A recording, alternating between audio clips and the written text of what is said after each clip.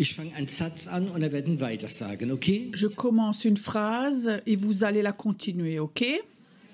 L'Éternel est mon berger. Je ne manquerai de rien. Super, donc je peux rentrer chez moi de nouveau. Tu sais, pour moi, c'est ce verset, comment je peux expliquer? Si maintenant je venais ce soir et le premier verset du psaume 23, je ne l'aurais pas dit, et je dis ce soir, il y a un culte, et j'aimerais personnellement prier pour ceux qui ont des manques, alors la moitié des personnes viendraient devant. Soyez honnêtes.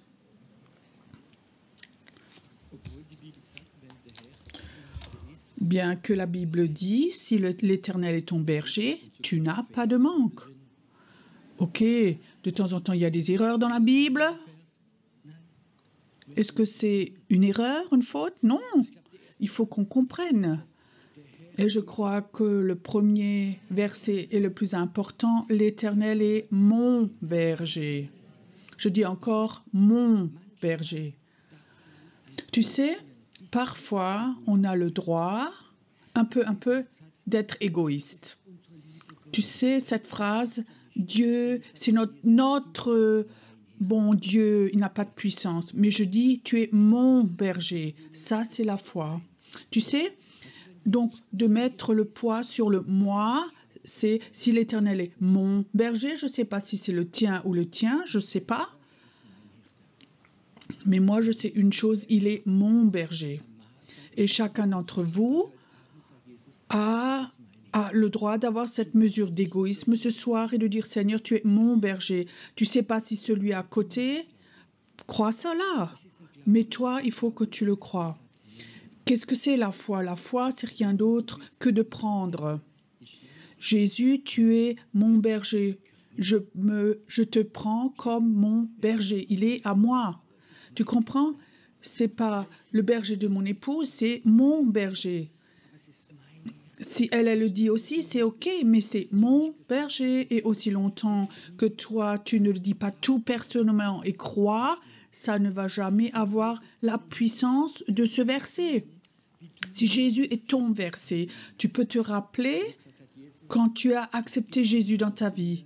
Quand tu as dit, Jésus, tu me pardonnes mes péchés, tu me prends comme je suis, et maintenant, tu es mon berger. Et à ce moment, tu t'es converti, quand tu es né de nouveau, à ce moment, est-ce que tu as encore des soucis et des manques à ce moment-là? Moi, j'ai accepté Jésus dans une cellule de prison, et Jésus rentrait là, et n'a pas ouvert à clé. Il est venu dans ma cellule, je me suis effondrée sur mon lit, et il m'a dit, Seigneur, je te pardonne, je te guéris, et j'aimerais t'utiliser. Et je peux te dire, j'étais dans une cellule de prison, c'était il y a plus de 35 ans, et 35 ans et une cellule de prison, quand tu n'étais jamais dedans, c'est pas beau. Et celui qui était avant moi dans la cellule, il a essayé de se suicider, et il a allumé la cellule. Et on a vite peint cette cellule, mais les barreaux étaient pleins de suie encore. Et je suis là dans cette cellule, un endroit terrible. J'étais en fait un homme d'affaires avec beaucoup de succès. J'avais une immense villa, une maison secondaire, une immense voiture. Maintenant, t'imagines, j'arrive comme ça dans une cellule de prison. C'était un choc. Il y avait des toilettes sans mur, sans porte, juste comme ça, posées. Et maintenant, tu es dans cette cellule et tu as une seule pensée. Je voulais m'échapper. J'avais envoyer un plan à quelqu'un pour m'échapper. Et j'étais prêt à payer le prix, même si, et sans doute que je sois tuée, mais je voulais aller à l'étranger et commencer une nouvelle vie. Et ma femme alors priait, et ce Jésus est venu dans ma cellule. Et je peux te dire, à ce moment où c'est arrivé, je n'avais aucun manque. Je ne voulais pas d'hôtel 5 étoiles ou une grande maison. Je n'avais aucun manque. C'était Jésus et moi. Ça a duré 5-6 mois où je recevais rien d'autre qu'une Bible. C'était mon école biblique. Et j'avais aucun manque. Tu n'aurais pas besoin de fermer la cellule à clé. Je ne voulais plus m'échapper. Vous pouvez comprendre cela? J'avais plus de manque. C'est terrible, une cellule de prison. C'est pas quelque chose de beau. Alors tu es là-dedans. Tu n'as pas de manque. Moi, j'étais heureux. J'ai rayonné du matin au soir. Tu comprends ça? Parce que Jésus était mon berger. Tous les manques que j'avais avant, tout ce que je voulais faire, ça a disparu. C'était plus là. Et sans doute d'entre vous, vous avez fait cette expérience, vous êtes convertis, tu t'es tombé amoureux de Jésus et tu n'avais plus de manque. Et alors, il y a de nouveau des manques qui reviennent. C'est quoi un manque? Un manque, c'est quand quelque chose nous manque. L'autre là, et moi je ne l'ai pas, et ça me manque. Ça, c'est un manque. Moi, je peux te dire, les manques peuvent être terribles. Et quand Jésus, que nous avons de notre chair, nous le donnerait, la moitié d'entre vous ne viendrait plus. Si Jésus avait donné tout ce que je lui avais demandé, j'aurais sans doute perdu ma foi. Mais Jésus, ces manques que nous avons, ce sont souvent des manques de la chair. Tu comprends? Les manques, tu n'as pas besoin, mais tu voudrais bien l'avoir à cause de certaines causes. Maintenant, je vais d'abord parler pour les femmes, ensuite pour les hommes. Ça fait plus de 46 ans que je suis mariée. Maintenant, on s'y connaît un peu avec les femmes. J'ai aussi 3 filles. Et par exemple, les manques. Je vais me promener avec mon épouse en ville. Et alors, il y a un magasin de chaussures. Alors, j'essaie d'attirer l'attention de mon épouse. Viens, regarde-moi, regarde-moi, regarde-moi.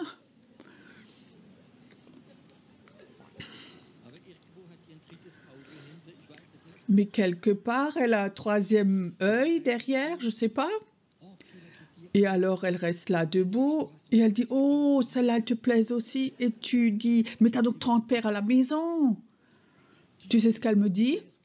« Mais cette sœur et celui-là, ils en ont 50, 80, 90. Moi, j'en ai que 30. » J'ai un immense manque. Tu comprends?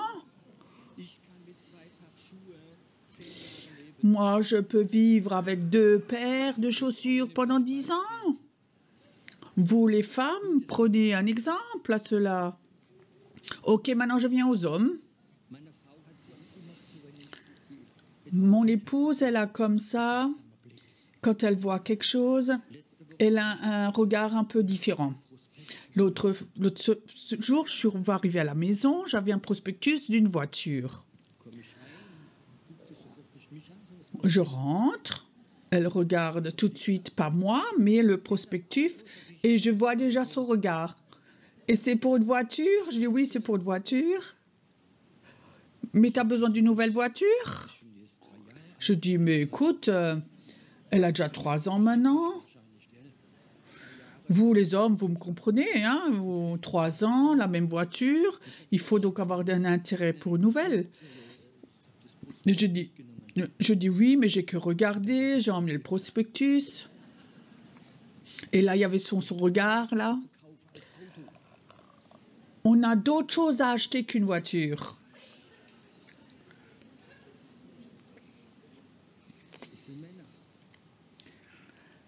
Ça, c'est les hommes. Je crois que beaucoup de femmes ont dépensé plus d'argent pour les chaussures que les hommes pour les voitures.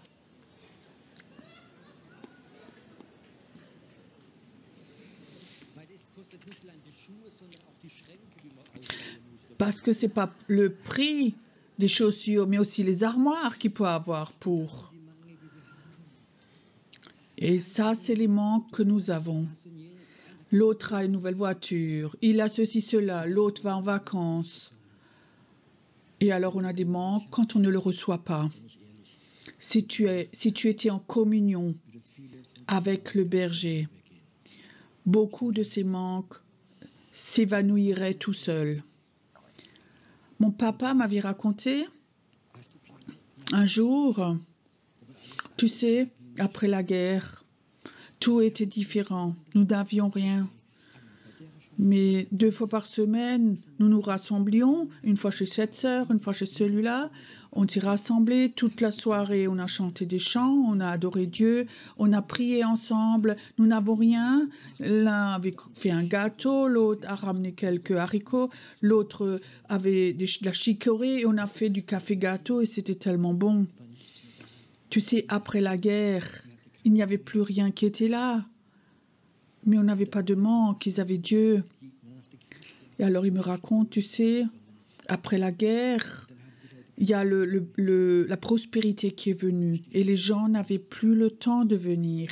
Tu sais, il fallait construire, faire ceci, cela. Et je crois que parfois, Dieu autorise que les circonstances viennent de nouveau pour qu'on voit de nouveau Dieu comme le berger, qu'on soit en communion avec lui. La prospérité donne plus de manque. J'affirme ce soir que ce soir, je pourrais offrir certains millions à certains. Tu aurais moins de temps pour Dieu que maintenant. Est-ce que c'est juste ça? On serait tellement occupés.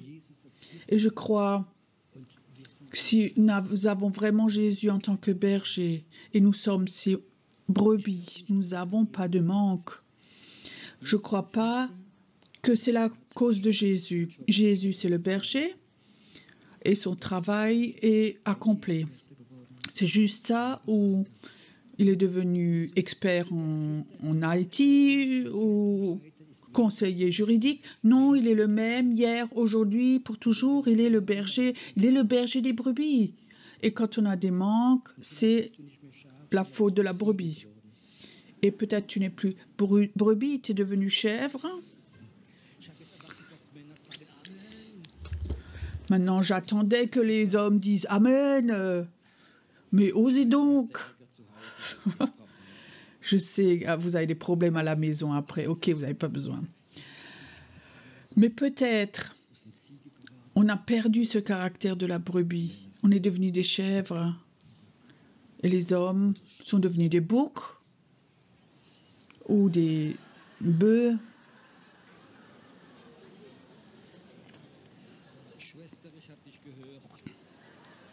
Sœur, je t'ai entendu.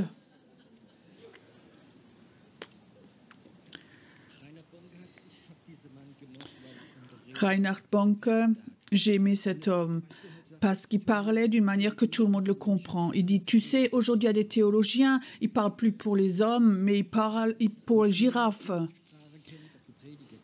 Il faut minimal connaître 5 langues pour que tu puisses prêcher.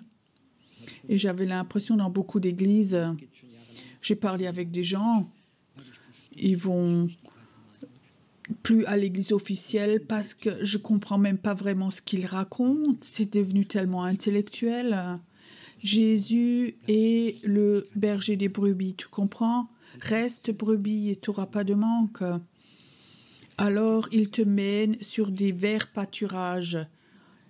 Est-ce qu'il y a quelque chose de plus beau pour une brebis que les verts pâturages? Prends une brebis et dis, ce soir on va en disco. Est-ce que la petite brebis serait heureuse? Non. Une brebis veut être dans un vert pâturage. Un frère m'avait dit, mais tu sais, ce soir à la maison chez nous, il n'y a pas de vert pâturage. Ma femme, c'est un vrai cactus. Je lui ai dit, aime le cactus et il va avoir des fleurs. Et je crois que si Jésus est ton berger et tu donnes son amour, que tu peux transformer un désert en vert pâturage. Je suis souvent en Israël, et en Israël, Je suis souvent la même morte, et tu sais, à la même morte, c'est le désert, des pierres et du sable, le désert. Mais il y a plusieurs kibbutz, et il y a un kibbutz, il s'appelle comment, Doro? En-Gedi. Quand tu rentres dans ce kibbutz, il est à peu près 2 km de long, un demi de large. En Europe, j'ai jamais vu ça. Il y a plus de 300 arbres différents qui poussent là de tout le monde entier. C'est vert, vert, vert. Il y a les papayes, les fruits, il y a les mangues, les oranges, les citrons. Tu ne penserais pas que tu es en Israël dans le désert. Tu es là dans une verdure. Il y a des oiseaux, c'est merveilleux et tu es là. Et je sais, la Bible dit dans Ésaïe, le désert va devenir vert. Et tout ce qui est dans l'Ancien Testament, tu peux le voir dans l'Esprit, dans le Nouveau Testament. L'Autriche est spirituellement un désert, c'est juste ça. Mais si chacun d'entre vous construisait comme ça un kibbutz, si chacun qui est là avait un groupe de maison, un groupe de prière, où Jésus est le berger, et il y a de l'eau fraîche qui sort, je vous promets, l'Autriche devient de vert pâturage, je vous promets, où il y a don de l'Esprit, où il y a la gloire, où il y a des miracles, où il y a le Saint-Esprit qui est là. Ça va être possible. Arrête de gémir que ton pays est un désert, mais vois-le dans l'esprit comme des verts pâturages. Est-ce que tu peux imaginer si tous les jours on se prenait le temps, 3 minutes, et on essaie de voir ton pays pendant le réveil? Essaye voir en Autriche, de voir l'Autriche. 5 ans de réveil sont venus sur l'Autriche. Comment spirituellement serait l'Autriche? Une oasis où beaucoup de gens viendraient parce qu'ils voudraient un berger. Si tu habites dans un désert spirituel, ils ont déménagé de Heidelberg dans l'ex-DDR. Ils disaient 12 km autour d'eux, il n'y a pas de nouveau, personne n'est de nouveau. Et c'est tellement occulte là-bas. Ça, c'est la réalité. Et j'ai demandé, si tu vois prophétiquement, quand tu pries prophétiquement, tu vois que le réveil peut venir là où tu habites. Ça, c'est pour moi être prophétique. Ça, c'est pour moi la foi.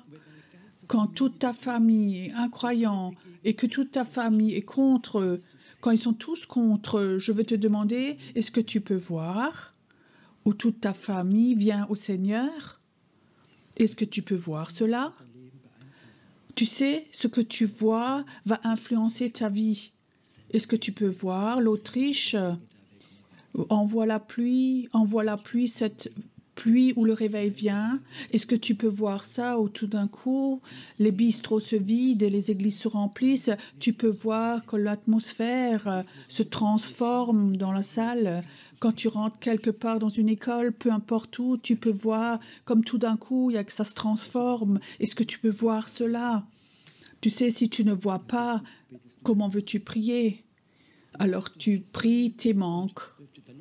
Imagine, maintenant tu as des manques et le voisin t'a rejeté, tes enfants n'étaient pas sympas avec toi, tu as une grande facture et maintenant tu commences à prier. Qu'est-ce qui sort de tes prières? Je suis heureux que je ne suis pas Dieu. Imagine, tu mets tout de côté et tu dis, Saint-Esprit, j'aimerais voir ma famille, mon endroit, mon pays, quand le réveil arrive. Et tu commences à dire, touche-moi, je veux voir, comme l'Autriche est dans le réveil. Et tout d'un coup, tu vois dans l'esprit à voir les choses et tu commences à les prier. Comment va être ta prière? Tu sais, quand tu pries que pour tes circonstances, tu ne vois pas aller très loin. Commence à voir. Tu sais, si tu ne commences pas à voir la parole, alors tu es au mur de lamentation et tu vas prier tous tes manques. Et il y en a d'autres qui viennent encore. Il faut qu'on apprenne de nouveau à prier prophétiquement, de prier les plans de Dieu. Est-ce que c'est le plan de Dieu que l'Autriche est un désert? Non. Est-ce que c'est le plan de Dieu que le réveil vient? Oui, oui. Alors vois le réveil. Ne vois pas les circonstances, vois le réveil et prie le réveil. Et alors tu vas voir cette oasis verte. Tu verras dans l'esprit, tu vas rentrer dedans et de l'eau fraîche va arriver. De l'eau fraîche va arriver, de l'esprit. Quand tu écoutes une prédication, il y a de l'eau fraîche et parfois il y a aussi de l'eau qui stagne, qu'on sortait d'un puits. Et c'est pas mal quand tu as soif, que tu prennes comme ça de l'eau qui stagnait. Et beaucoup de gens ont soif de la parole. Mais nous avons appris par les leaders spirituels, les pasteurs, d'avoir des prédications préparées. Elles sont bonnes, mais ce n'est pas de l'eau fraîche. Si tu es sensible, tu le sens cela. Il n'y a rien de frais qui arrive. C'est intéressant, dans Ézéchiel, c'est écrit que du temple, sous la porte du temple, il y a un tout petit ruisseau qui sort. Le temple, dans le Nouveau Testament, c'est le cœur de Dieu. Du cœur de Dieu, il y a un petit ruisseau qui sort, ça devient de plus en plus grand, d'abord aux pieds, aux genoux, et après à la hanche, et après ça devient plus haut, qu'on ne peut plus marcher, après on est dans le courant. Et ce petit torrent va jusqu'à la mer morte, et ça c'est la vie, et ça va venir. Mais il est écrit, et c'est intéressant, que dans ce fleuve qui va dans la mer morte va être vivante, il y a comme ça des petits étangs.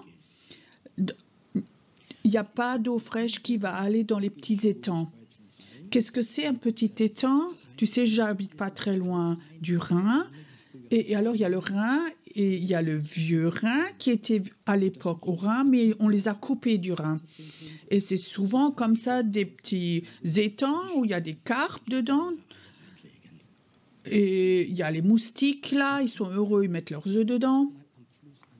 Un étang, c'est quelque chose qui était accroché au fleuve et ça s'est coupé. Il y a beaucoup d'églises. Ils étaient dans le réveil, elles ont été créées dans le réveil par le Saint-Esprit et tout d'un coup, ils se sont coupés du Saint-Esprit et c'est devenu des églises étangs. On prêche toujours encore, on chante toujours encore, mais le Saint-Esprit ne rentre pas. Ils ont toujours encore des principes, mais c'est comme ça devenu des églises étangs. Et tu sais, chaque truite meurt dans un étang. Une truite doit toujours avoir ce courant et elle peut remonter le courant, la truite, jusqu'au cœur de Dieu. Ça, c'est les truites spirituelles. Et alors, il y a ces étangs où il y a ces vieilles carpes qui sont dedans, qui se sentent à l'aise, parce que c'est coupé du Saint-Esprit. Et je veux te dire quelque chose ce soir. Si toi, tu es dans une église étang, et il faut être fidèle, et tu sens que tu n'as pas de l'eau fraîche là-dedans, alors je te dis, tu es en danger. Si une église, si le leader ne laisse plus rentrer le Saint-Esprit et l'église meurt doucement et tu ne t'en vas pas, tu meurs doucement avec. Peut-être tu seras un chrétien de tradition qui vont peut-être aller contre ceux qui ont le Saint-Esprit aussi. Fais attention, si tu reçois de l'eau fraîche, est-ce que tu as de l'eau fraîche ou tu vis dans un étang? Quand Corona était venu en Allemagne, en Autriche aussi, je crois, 90% des églises ont dû fermer. Les gens ne pouvaient plus aller à l'église, même aussi les églises étangs. Et dans ce temps-là aussi, beaucoup de chrétiens, que les chrétiens ne faisaient pas avant, ils ont cherché les choses spirituelles, la parole de Dieu dans YouTube. Et alors, ils ont trouvé des canaux où il y avait de l'eau fraîche. De l'eau fraîche, du Saint-Esprit, waouh! Et ils se sont nourris de cela. Et beaucoup de ceux-là ne sont pas retournés dans leur église d'étang.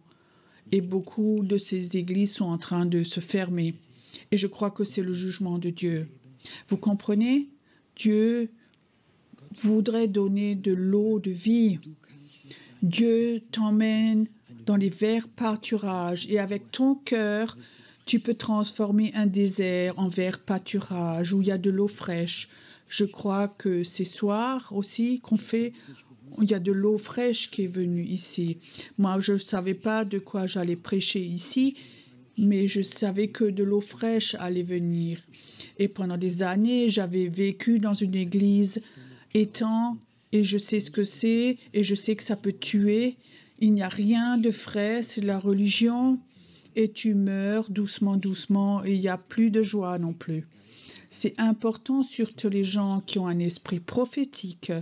Tu as besoin d'eau fraîche, tu as besoin de voler tout en haut, pas en bas, d'être en bas comme un petit pinson. Il faut que tu voles en haut comme un aigle. C'est important que vous cherchez où vous pouvez avoir de l'eau fraîche, où je peux avoir du Saint-Esprit, si tu veux grandir, si tu veux pas mourir spirituellement. C'est important que tu cherches cela. Et alors il est écrit, quand nous passons dans la vallée de l'ombre de la mort, nous ne craignons aucun mal. Maintenant, attention, ce qui va venir, c'est dangereux. La vallée de l'ombre de la mort. L'esprit de mort, c'est un ennemi naturel du prophète. Quand Dieu t'appelle à aller dans le prophétique et tu commences à aimer le prophétique, tu commences à voir et à sentir et à exprimer des choses, tu vas voir l'esprit de mort va toujours venir. Quand j'ai fait la première école prophétique, j'avais sans doute 30, 40 prophètes qui venaient, que j'avais invités. C'était des vrais prophètes d'Afrique, d'Angleterre, d'Amérique, différents pays. J'avais invité des prophètes pendant une semaine pour enseigner. Et ils étaient tous de caractère, de leur être différents. Mais ils avaient tous un point commun. Ils ont tous, dans leur vie, une fois, failli mourir. L'esprit de mort les a tous essayés de tuer. L'esprit de mort, c'est un esprit et il aimerait, surtout les gens prophétiques, les prophètes amènent la vie et eux, cet esprit veut le tuer. Souvent, quand Dieu m'avait dit très tôt de commencer une église, et je crois l'église avait peut-être 6 mois, 1 an, j'avais des calculs rénaux. Et je peux te dire que les hommes qui ont déjà eu ça savent quelle douleur ça peut être. Et j'avais 17 coliques en espace de plusieurs semaines et presque toujours quand je commençais à prêcher, quand j'étais allée au culte. Et souvent je prêchais avec une jambe que je levais à cause des douleurs. Et alors j'avais fait une évangélisation à Francfort. Je fais un appel. Il y a des gens qui viennent devant, se convertissent, et au moment, c'est comme si quelqu'un prenait un couteau et me le mettait dans le dos. Et de douleur, je m'effondre, je me traîne encore dans les toilettes, et dans les toilettes, je tombe par terre, je crache tellement j'avais de douleur. Et alors, j'avais un chauffeur qui m'avait emmené. Et c'était tellement grave. Il y avait un médecin aussi. Ils m'ont dit tout de suite à l'hôpital, parce que si les reins sont bloqués, tu es en danger. Et à 1h30, on est allé à l'hôpital à Heidelberg. Ils m'ont ausculté, ils m'ont donné une piqûre et ils m'ont mis dans une chambre. Et au lit où j'étais dedans, il y avait déjà un autocollant des satanistes sur ce lit. Eux savaient déjà que j'allais venir. Tu sais, quand tu es plein de douleur et tu vas mal et tu es dans une chambre et tu sens les démons autour de toi, il y a un autocollant satanique sur ton lit, alors on ne se sent pas bien du tout. Alors ils ont essayé de m'opérer avec un cathéter, ça n'a pas marché parce que le caillou s'est scindé et ils ont réessayé une deuxième fois avec beaucoup de douleur, ça n'a pas marché. Et alors, une fois, ils ont essayé, et le rein a bloqué pendant l'opération. Alors ils m'ont retourné et ils ont dit il faut tout de suite qu'on libère le rein avec une grande seringue. Ils ont tapé comme ça avec une aiguille dans le rein. Tu m'as entendu crier jusqu'à la fin de l'hôpital tellement ça faisait mal. Et alors les médecins ont dit ça va pas comme ça, il faut qu'on vous ouvre complètement. Et je peux te dire, je savais le jour d'après, c'est le jour de l'opération, la chambre est pleine de démons. Et quelque part, je sentais 2 fois, ils ont opéré, maintenant, ils t'ouvrent complètement et tu sens cette mort. Et il y avait ce point où j'ai prié, Seigneur, c'est OK, je sais où je vais chez toi. J'avais encore à cette époque 4 enfants, 3 petits. L'église, j'avais à peine commencé, c'était pas logique, mais une douleur peut comme ça te rendre complètement cassé. Et ça m'était égal de mourir, je sais où je vais. Et je dis, bon, si le temps est là, maintenant Seigneur, tu as le droit de me chercher. Alors ils m'ont opéré. Et ils ont sorti donc ces cailloux rénaux. Donc ils ont dû mettre un nouveau cathéter aussi. Et alors je me réveille aux soins intensifs. Je suis dans une autre chambre. Et je suis là, attachée aux appareils. Et Jésus rentre là. Il s'assied là, à côté de moi, et dit, Pierrot, est-ce que tu as des questions? J'avais des questions. Et je lui ai posé des questions, il m'a donné des réponses. Alors il dit, tu as encore des questions? Je dis non. Alors il s'est levé, il est parti. En face de tes adversaires, Dieu a couvert une table pour toi. Ta houlette et ton bâton m'ont réconforté. Si tu veux aller dans le prophétique, je te promets, tu vas apprendre à connaître l'esprit de mort.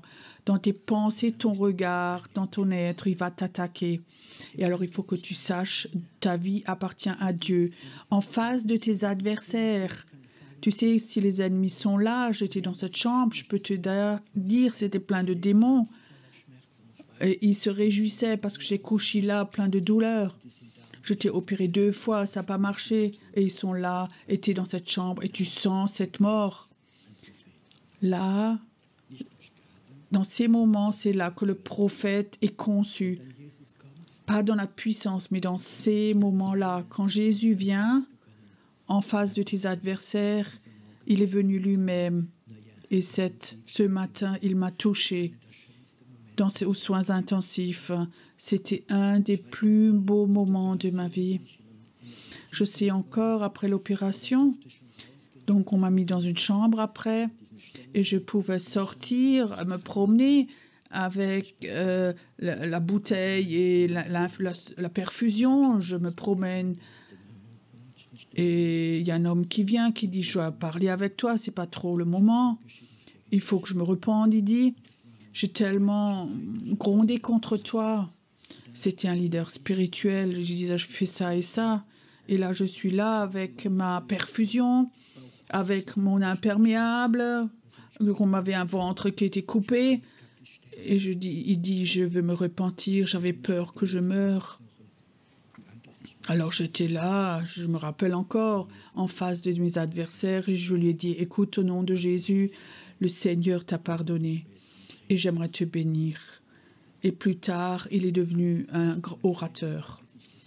En face de tes ennemis, en face de la mort, tu vas vivre que Dieu a couvert une table pour toi. Tu sais, il y a des chrétiens, ils pensent, ils se convertissent et ils sont bénis, bénis, bénis. Ils sautent d'une bénédiction à l'autre. Jésus n'a jamais dit ça, il n'a jamais promis cela. On est les bénis. Mais il y a des temps où les ennemis vont se lever. Si tu vis pas ça dans ta vie, où l'ennemi se lève, il y a quelque chose qui fonctionne pas chez toi. Parce que c'est un job fou. Quand les ennemis viennent et se lèvent, il faut que tu saches, il y a une table dressée pour toi, exprès pour toi. Je peux te donner une vérité aujourd'hui, pas d'ennemis, pas de table. C'est juste ça?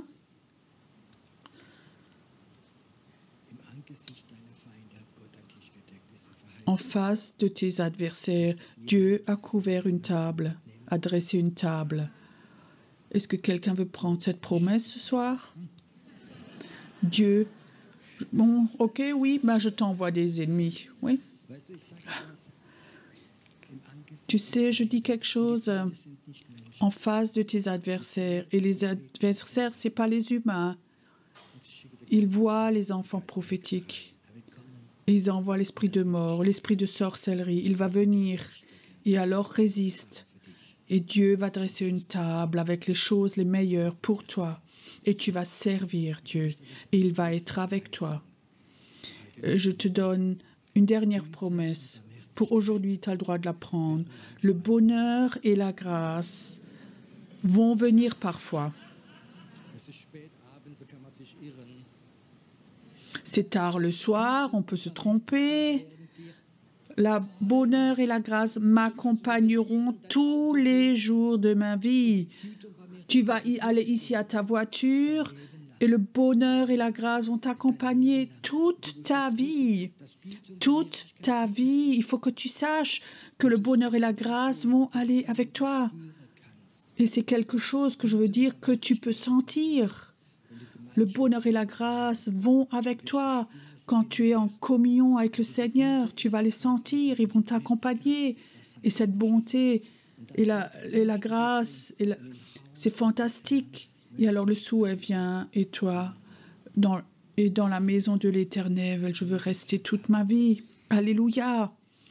Est-ce que ce soir, est-ce qu'on veut prendre des promesses ce soir pour nous? Tu sais, la parole de Dieu, de l'entendre, c'est quelque chose de bon. Mais de l'apprendre, c'est mieux. J'aimerais te demander ce soir, est-ce qu'il y a un de ces versets ce soir où toi tu peux dire, celui-là je vais l'emmener.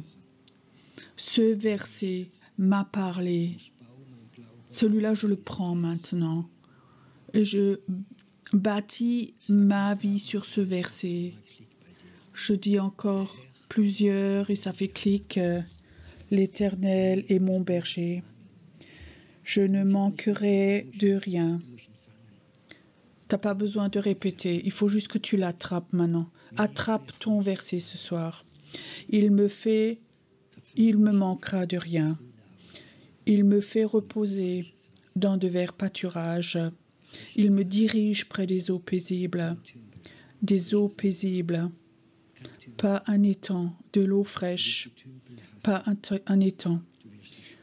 Tu vas haïr les étangs. Tu vas les sentir, tu vas les voir.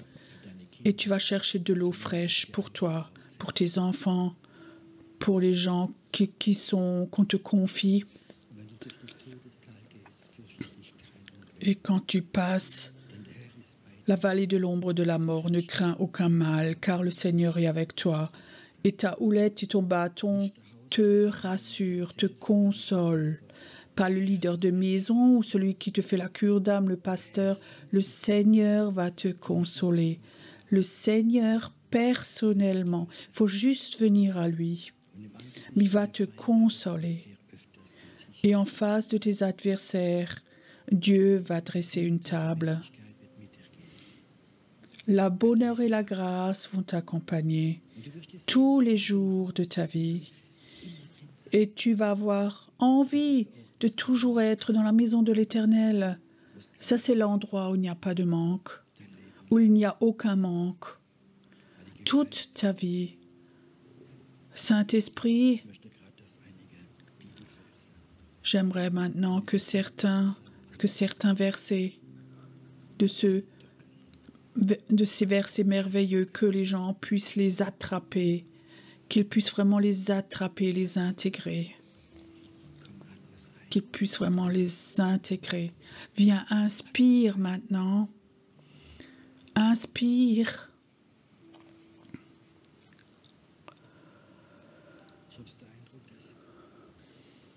J'ai l'impression que le Seigneur est là. Chez certains, il y a comme ça des fardeaux qui tombent de tes épaules maintenant. Tu peux même sentir corporellement, il y a quelque chose qui s'enlève de toi, quelque chose que tu portais sur tes épaules. Ça s'enlève, ça te quitte. Tu as l'impression que quelque chose est plus léger en toi. Le Saint-Esprit est en train d'enlever des fardeaux chez toi. Écoute, tu es là et tu sens maintenant que quelque chose te quitte, s'enlève de tes épaules. Il y a quelque chose qui s'enlève. Alors lève-toi simplement et mets-toi debout devant Dieu.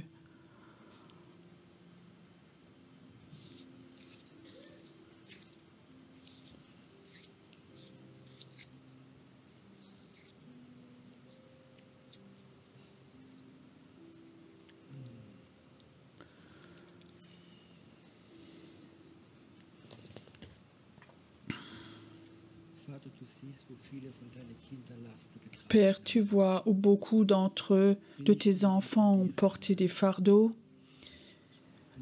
qui n'étaient pas forcément de toi. Et Seigneur, j'aimerais pas seulement que tu enlèves les fardeaux, mais que cette fatigue spirituelle s'enlève, que ça les quitte maintenant. Ou c'est parfois dans leurs pensées, ils étaient confus, ils ne savaient pas comment continuer. J'aimerais maintenant que toute confusion s'en aille et qu'une clarté vienne maintenant, une clarté, qu'ils aient de nouveau une vision pour leur vie. Merci Seigneur que tu l'enlèves maintenant chez ces personnes. Il y a une femme qui est là. Tu as comme ça discuté avec le Seigneur et le Seigneur il dit oui, tu hésitais mais tu vas recevoir mon enfant et ça va être une bénédiction pour toi. Ça va être une bénédiction. Merci Seigneur que maintenant tu touches ces personnes merveilleuses. Que toute fatigue spirituelle s'enlève, qu'elle s'enlève et que même ce nuage de soucis qui est au-dessus de leur famille, de leur maison, s'en aille au nom de Jésus, que s'ils rentrent ce soir, l'atmosphère est complètement différente dans ma maison maintenant. C'est complètement différent maintenant. Merci Seigneur que tu fais des choses merveilleuses maintenant. Waouh! Merci Seigneur que ta gloire vient sur elle maintenant. Que ça vient maintenant, que c'est là maintenant. J'aimerais que tous ceux qui se sont levés, j'aimerais que vous étiriez maintenant. Oui, étirez-vous, je veux entendre que ça craque chez vous. Étirez-vous. Il y a quelque chose qui s'enlève aussi dans tes os, quelque chose te quitte maintenant. Merci Seigneur que ça se passe maintenant, que ça se fait maintenant. Ceux qui se sont levés aussi, qui se sont étirés, tu peux même bouger, tu peux t'étirer. Il y a des gens qui ont des blocades, qui ont eu des douleurs. Ça s'est enlevé. Maintenant, ça s'est enlevé. C'est le fait de porter qui faisait ça. C'est le fait que tu portais qui faisait cela. Merci Seigneur. Que tu touches tout, de la nouvelle énergie pour elle, Seigneur. Merci, Seigneur, qu'elle va rentrer dans son appel. Elle va rentrer dedans. Merci, Seigneur, qu'elle va avoir des temps où elle va rayonner dans ta présence, de ta présence, Seigneur. Merci, Seigneur, que tu es un Dieu merveilleux, que tu es un Dieu merveilleux. J'aimerais bien que maintenant, qu'on chante un beau chant ensemble, dans la présence de Dieu. Et si certains sont là, qui ce soir ont encore besoin d'une prière personnelle, on le fera encore, pas trop longtemps, parce qu'on veut ranger la salle aussi. Mais je laisse encore une fois passer les corbeilles, si tu as le cœur de donner encore quelque chose. Aussi ceux qui n'étaient pas encore là, Dieu vous bénisse pour cela.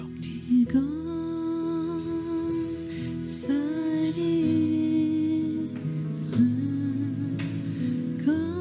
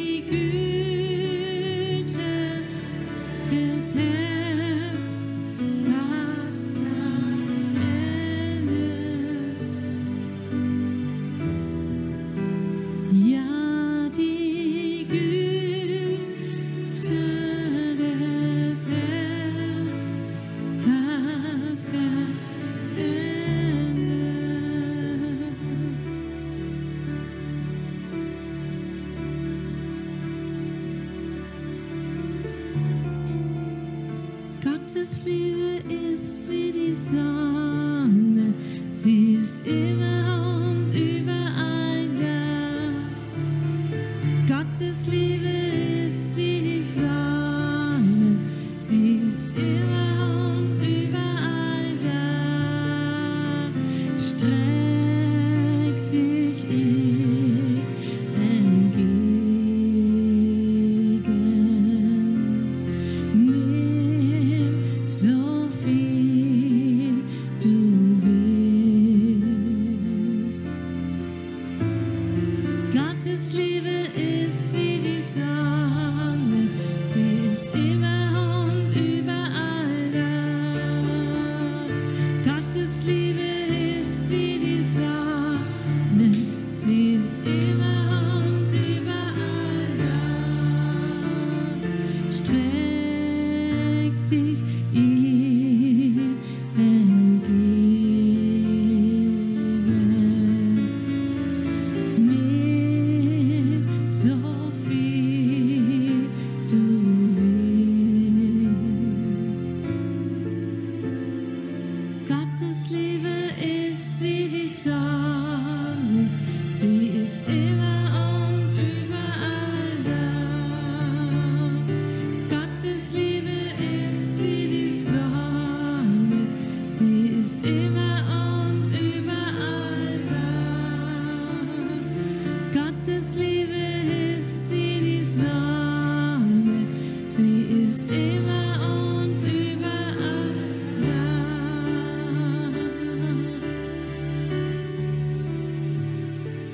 Wir wünschen euch ganz viel Sonne, ganz viel Liebe Gottes. Schön, dass ihr da wart. Und ihr dürft immer nach Heidelberg kommen und auch mit nach Israel, wie ihr möchtet. Genau, wir haben noch jetzt Gebet. Ihr dürft dann dort in die Richtung laufen. Aber wer Zeit hat im Februar, es ist ein wirklicher Genuss, am Toten Meer zu sein.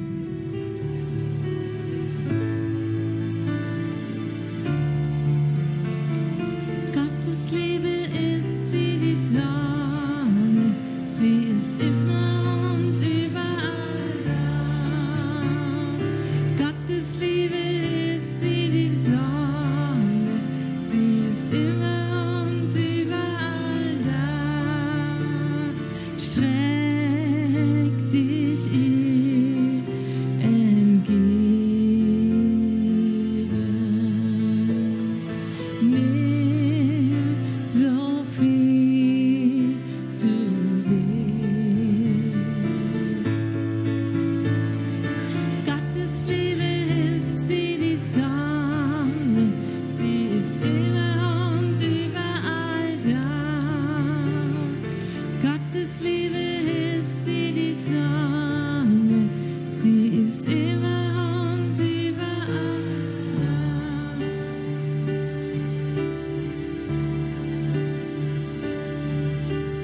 Licht dieser Welt, du strahlst in meine Nacht aus, leuchtest den Weg, lässt mich sehen.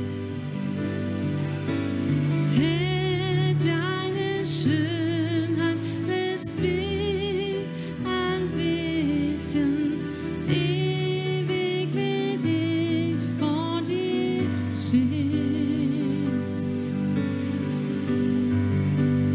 Ich will dich anbeten, will mich vor dir beugen, will dir sagen, du nur bist mein Gott, denn du allein bist herrlich, du allein bist würdig, du nur bist vollkommen gut zu mir.